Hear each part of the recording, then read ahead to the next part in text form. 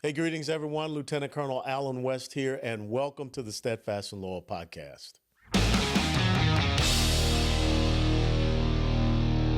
You gotta light 'em up before they burn it down.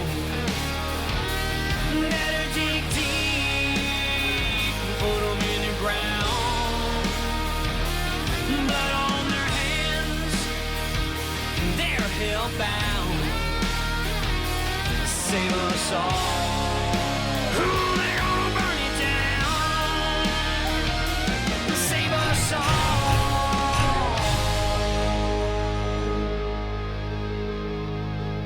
before they burn it down.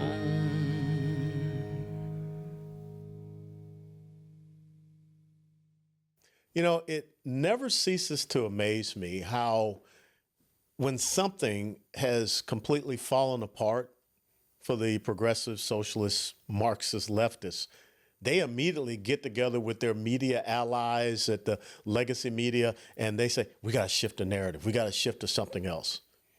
Because if you saw how things just capitulated and went wrong for them with the 40 plus days of a shutdown, within, I don't know, 72 to 96 hours, it was all about Epstein. You know, those files that even Joe Biden had that were never released. And if you think that if Donald Trump has something to do, something nefarious to do with Epstein, that would not have come out back in 2016, it would have. But when you don't have anything, then you got to make up Russia hoaxes and all this other kind of craziness. And, you know, he's working as an agent for Russia, all of these things. So they're really good at looking at how they can shift the narrative away from their failures because they never take responsibility for what they have done. And again, you know, everybody now is running around, well, you know, the Obamacare subsidies are they'll be over at the end of this month. I mean, we got to do something. Well, I guess the Affordable Care Act is not affordable. But when have you heard the Democrats stand up and say to the American people, you know, we screwed you.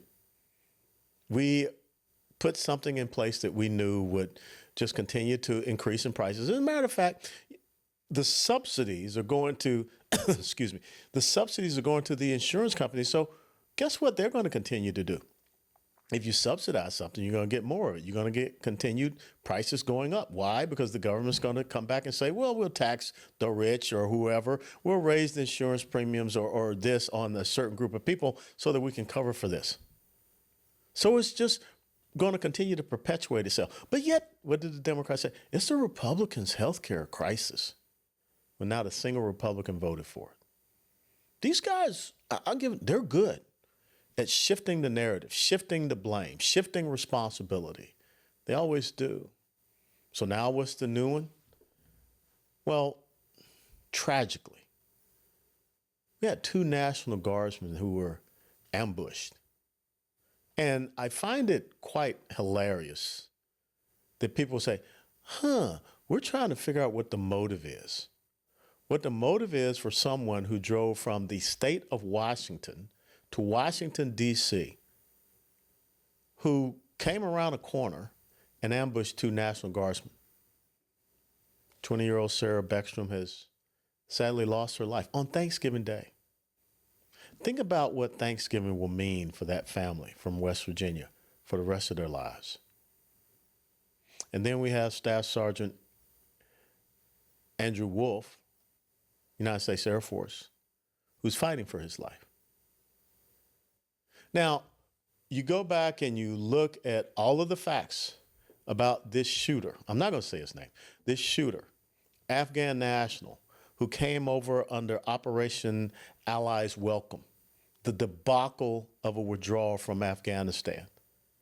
And now we see that this individual was not properly vetted whatsoever. But what's the new narrative shift?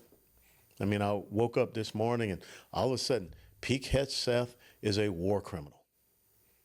He said, no survivors. We got to go and kill them all. Talking about engaging these transnational narco criminal terrorists who are bringing in drugs, killing hundreds of thousands. And see, again, Joe Biden was the one responsible for opening up our borders. Joe Biden was the one, his policies, responsible for over 250,000 Americans, 250,000 Americans dead from fentanyl, dead from other drugs because of Joe Biden opening up the border. The narco-criminal terrorists, known as the Mexican cartels, rolling in cash, billions upon billions of dollars because of the human, the sex, and the drug trafficking. But no, we don't want to talk about that. You shouldn't be shooting these guys as they are out there in these high-speed cigarette boats. No, what? I don't know. We should treat it as a law enforcement thing and just kind of get them and, read them Miranda rights. They're not American citizens, folks. We'll get to that later. But that's the new shift from the narrative of what happened with the failures of the Afghanistan debacle, because the left does not want people to go back and say, oh, I remember that. I remember seeing those people chasing C-17 aircrafts. I remember people just jumping up. I remember 13, speaking of the 2 National Guardsmen who were killed, I remember the 13 that were killed there at Hamid Karzai International Airport because of that debacle. I remember Joe Biden looking at his watch during their ramp ceremony. See, they don't want you to remember these things.